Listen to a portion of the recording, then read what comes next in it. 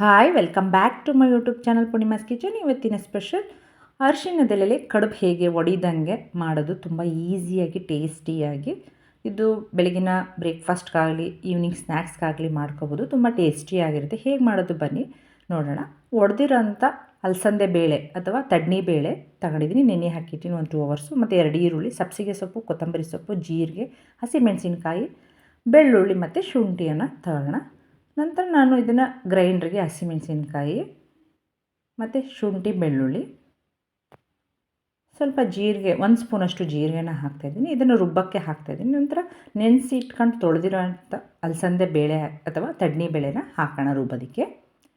ಇದನ್ನು ಮೀಡಿಯಮ್ ಆಗಿ ರುಬ್ಕೊಳ್ಳೋಣ. ಸ್ವಲ್ಪ ಉಪ್ಪು ಹಾಕಿ, ರುಚಿಗೆ ತಕ್ಕಷ್ಟು ಉಪ್ಪನ್ನು ಹಾಕಿ, ತುಂಬ ನುಣ್ಣಗೆ ಬೇಡ, ತುಂಬ ತರಿ ಬೇಡ, ಹಾಗೆ ಅದು ರುಬ್ಬಕ್ಕೆ ಬಿಟ್ಟು ನಾನು ಸ್ಟವ್ ಮೇಲೆ ನೀರನ್ನು ಒಂದು ಪಾತ್ರೆಲಿ ಇಡ್ತಾಯಿದ್ದೀನಿ. ಮೇಲೆ ಕಣಕ ಮಾಡ್ಕೋಬೇಕದಿಲ್ಲ, ಅದಕ್ಕೆ ಕಡುಬು ಮೇಲೆ ಕಣಕ ಮಾಡ್ತೀವಲ್ಲ ಅದಕ್ಕೆ. ನಂತರ ಅದಕ್ಕೆ ನೀರು ಕಾದಂಥ ನೀರಿಗೆ 1 ಸೌಟಷ್ಟು ಅಕ್ಕಿ ಹಿಟ್ಟನ್ನು ಹಾಕಿ ಗಂಟಾಗ್ದಂಗೆ ಸ್ವಲ್ಪ ಗಂಜಿ ಥರ, ಅಂಬ್ಲಿ ಥರ ಮಾಡ್ಕೊಳ್ಳೋಣ. ಇದನ್ನು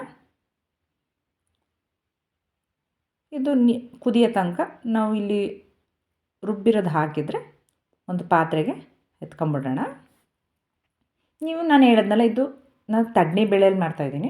ನೀವು ಇದನ್ನು ಕಡಲೆಬೇಳೆಯಲ್ಲೂ ಬೇಕಾದರೆ ಇದೇ ಪ್ರೊಸೀಜರಲ್ಲಿ ಮಾಡಬೇಕು. ಎಲ್ಲ ಆದಮೇಲೆ ಈ ಥರ ತೆಗೆದು ಒಂದು ಪಾತ್ರೆಗೆ ಇಡೋಣ. ನಂತರ ಕಟ್ ಮಾಡಿ ಇಟ್ಕೊಂಡಿರೋಂಥ ಈರುಳ್ಳಿ, ಸಣ್ಣಕ್ಕೆ ಹೆಚ್ಕೊಂಡಿರೋಂಥ 2 ಈರುಳ್ಳಿಯನ್ನು ಹಾಕ್ತಾಯಿದ್ದೀನಿ.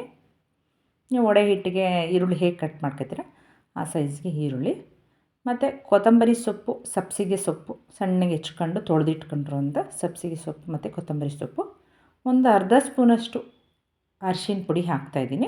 ನೀವು ಕಡಲೆಬೇಳೆಯಲ್ಲಿ ಮಾಡೋದಾದರೆ ಅರಿಶಿನ ಪುಡಿ ಏನು ಅವಶ್ಯಕತೆ ಇರೋಲ್ಲ, ಅದೇ ಕಲರ್ ಇರುತ್ತೆ. ನಂತರ ಇದನ್ನು ಚೆನ್ನಾಗಿ ಮಿಕ್ಸ್ ಮಾಡಿ, ನಾವು ರುಬ್ಬೋದಕ್ಕೆ ಉಪ್ಪು ಹಾಕಿರೋದ್ರಿಂದ ಇದಕ್ಕೇನು ಉಪ್ಪು ಮತ್ತು ಹಸಿಮೆಣ್ಸಿಕಾಯಿ ಏನು ಬೇಕಿಲ್ಲ. ನಾವು ಹಸಿಮೆಣ್ಸಿಕಾಯಿ ಕಟ್ ಮಾಡಿ ಹಾಕೋದ್ರಿಂದ ಮಕ್ಕಳಿಗೆ ಬಾಯಿ ಹಾಗೆ ಸಿಗುತ್ತೆ. ನಾವು ಈ ಥರ ರುಬ್ಬಕ್ಕೆ ಹಾಕೋದ್ರಿಂದ ಎಲ್ಲರೂ ಹಾಗೆ ತಿನ್ಬೋದು. ನೋಡಿ, ಈ ಥರ ಚೆನ್ನಾಗಿ ಮಿಕ್ಸ್ ಮಾಡಿ ಒಂದು ಕಡೆ ಹಾಗೆ ಇಡೋಣ.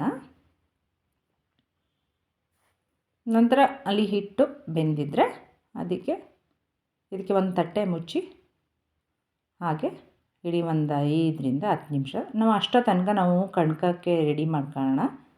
ಇದು ಸ್ಟಫಿಂಗಿಗೆ ರೆಡಿ ಆಯಿತು. ವಡೆ ಹಿಟ್ಟು ಅದನ್ನು ಒಂದು ತಟ್ಟೆ ಮುಚ್ಚಿ ಒಂದು ಸೈಡಲ್ಲಿ ಇಡಿ. ನಂತರ ಇದು ಗಂಜಿ ಕುದೀತಾ ಇದ್ದರೆ ಇದಕ್ಕೆ ನಾವು ಉಪ್ಪು ಹಾಕಿ, ರುಚಿಗೆ ತಕ್ಕಷ್ಟು ಉಪ್ಪನ್ನು ಹಾಕಿ 1 ಸ್ಪೂನಷ್ಟು ಎಣ್ಣೆನ ಹಾಕೋಣ. ಇದು ಹಾಕೋದ್ರಿಂದ ನಾವು ಕಡುಬು ಒಡೆಯೋದು ಇಲ್ಲ, ಸಾಫ್ಟಾಗಿರುತ್ತೆ ಮತ್ತು ಹಿಟ್ಟು ಗಂಟಾಗೋದಿಲ್ಲ ಅಂಥೇಳಿ ನಾನು ಸ್ವಲ್ಪ ಎಣ್ಣೆನ ಹಾಕ್ತಾಯಿದ್ದೀನಿ. ಅಂದರೆ ಚೆನ್ನಾಗಿ ಉಪ್ಪೆಲ್ಲ ಮಿಕ್ಸ್ ಆಗಂಗೆ ಕೈಯಾಡಿ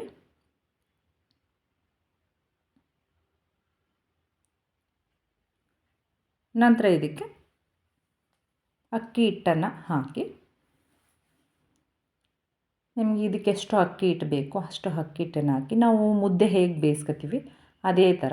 ಇದನ್ನು ಜಾಸ್ತಿ ಬೇಯಿಸೋದೇನು ಬೇಡ, ಒಂದು 2-3 ನಿಮಿಷ ಬೇಯಿಸಿದ್ರೆ ಸಾಕು. ಮತ್ತು ನಾವು ಕಡುಬನ್ನು ಸ್ಟೀಮಲ್ಲಿ ಬೇಯಿಸೋದ್ರಿಂದ ನಾವು ಹಿಟ್ಟನ್ನು ಅರ್ಧಂಬರ್ಧ ಬೇಯಿಸ್ಕೊಂಡ್ರೆ ಸಾಕು. ನೋಡಿ, ನಂತರ ಮುದ್ದೆ ನಾವು ತೋಳ್ಸೋ ಇದನ್ನು ಚೆನ್ನಾಗಿ ಗಂಟಾಗ್ದಂಗೆ ಚೆನ್ನಾಗಿ ಹೊಂದಿಸ್ಕೋಬೇಕು. ಇದನ್ನು ನೀವು ತೆಳುವಾದರೆ ಸ್ವಲ್ಪ ಅಕ್ಕಿ ಹಿಟ್ಟನ್ನು ಹಾಕ್ಕೋಬೋದು ಮೇಲೆ, ಏನಾಗಲ್ಲ. ಚೆನ್ನಾಗಿ ತೋಳಿಸಿ ನೋಡಿ, ಈ ಅದಕ್ಕೆ ಹಿಟ್ಟನ್ನು ಮಾಡಿ ಒಂದು 5 ನಿಮಿಷ ಆರೋದಕ್ಕೆ ಬಿಟ್ಟು ಇದನ್ನು ಉಂಡೆಗಳಾಗಿ ಮಾಡ್ಕೊಳ್ಳೋಣ.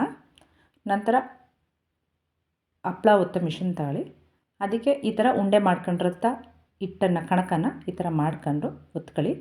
ನಂತರ ಇದಕ್ಕೆ ವಡೆ ಹಿಟ್ಟನ್ನು ಹಾಕಿ ನೋಡಿ, ಈ ಥರ ಕ್ಲೋಸ್ ಮಾಡಿ ಇದನ್ನು ಚೆನ್ನಾಗಿ 1-2 ಸೈಡು ಹಾಗೆ ಬಿಡಬೇಕು, ಇಲ್ಲ ಅಂದರೆ ಹಿಟ್ಟು ಬೇಯೋದಿಲ್ಲ. ಅದನ್ನು ಅರಿಶಿಣದ ಎಲೆಗೆ ಹಾಕಿ ಇಡಿ. ಇದೇ ಥರ ಎಲ್ಲ ಕಡುಬುಗಳನ್ನು ಹಾಕಿ ನೋಡಿ, ಅರಿಶಿಣದ ಎಲೆಗೆ ಹಾಕಿ ಇಡಿ.